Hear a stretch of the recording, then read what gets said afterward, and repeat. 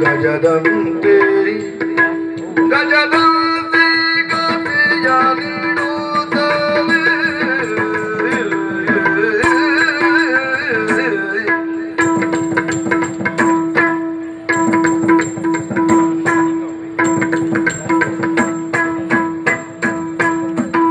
ಚತುರತೆಯ ನಿರಿಯೋಡುಗೆ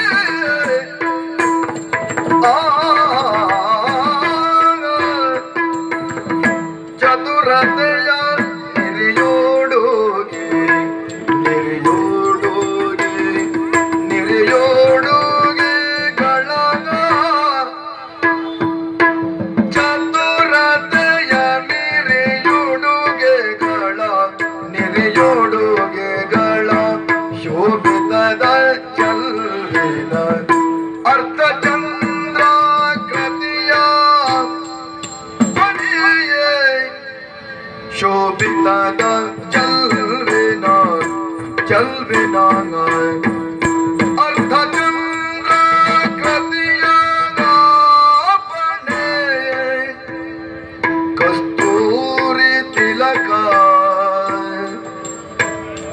ಕಸ್ತೂರಿ ತಿಲಕ ಕಸ್ತೂರಿ ತಿಲಕ ಮೃಲತೆಯ ಮಾನಿನಿ ಅಧಿಗರುಷದಲ್ಲಿ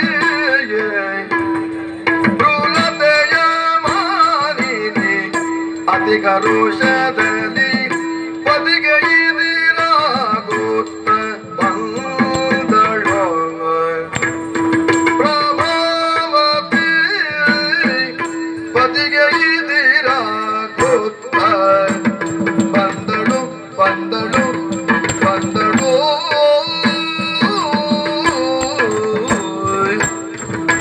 ಆ ಆ ಆ